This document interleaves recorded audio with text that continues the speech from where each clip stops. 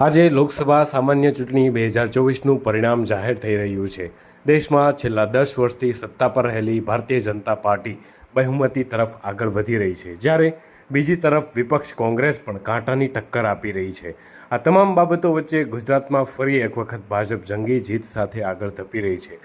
છેલ્લી 2 ટર્મથી ગુજરાતમાં ભાજપે કુલ 26માંથી 26 બેઠકો જીતી હતી, ત્યારે આ વખતે તે રેકોર્ડ તૂટશે તેવા એંધાણ વર્તાઈ રહ્યા છે. વડોદરા લોકસભા બેઠક પરથી ભારતીય જનતા પાર્ટીના ઉમેદવાર ડોક્ટર હેમાંગ જોશીની જંગી જીત થઈ છે. ડોક્ટર હેમાંગ જોશી 5,80,000 મતોની લીડ સાથે કોંગ્રેસના ઉમેદવાર જસપાલસિંહ પડિયારને માત આપી છે. આ વચ્ચે મતગણતરી કેન્દ્ર પર આ બંને ઉમેદવારો એકબીજાને ભેટ્યા હતા અને કોંગ્રેસના નેતાએ ભાજપના વિજેતા ઉમેદવારને અભિનંદન પાઠવ્યા હતા. ચોક્કસ હજુ ગણતરી ચાલી રહી છે. હજુ ઔપચારિકતા પૂરી કરવાને પણ મને લાગે છે કે 1.5 કલાક જેવું થશે, પરંતુ જેવું એ ઔપચારિકતા પૂરી થાય હું આપની સાથે આ બાબતે પણ વિસ્તૃત એક વિશેષ ચર્ચા કરવાનો છે. રાષ્ટ્રની સાથે એવી છે કે જેનાથી હજુ લોકો વંચિત છે. આ મુદ્દાઓને હેમાંગભાઈ લોકસભા સુધી પહોંચાડશે?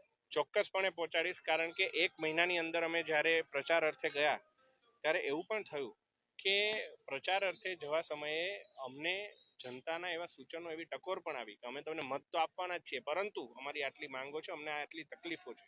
તો જે કોઈ પણ વિસ્તારને લગતી, જે કોઈ પણ વિભાગને લગતી તકલીફો હોય એ વિભાગના પદાધિકારીઓ અને અધિકારીઓ સાથે સંકલન સારું થાય અને આ તમામ તકલીફો વહેલી તકે દૂર થાય એ માટેના વિનમ્ર પ્રયાસ કરતો રહીશ. હેમાંગભાઈના પ્રાયોરિટીના કામો કયા રહેશે? એ મેં આપને જેવું કહ્યું કે એકવાર આપણું ચૂંટણીની પ્રક્રિયા પતે, સર્ટિફિકેટ અલોટમેન્ટ થાય, એ બધું પતે પછી હું એક સાંસદ તરીકે આપને કશું આપું એ યોગ્ય ગણાશે. અત્યારે મને એ બાબત યોગ્ય નથી ગણાતી.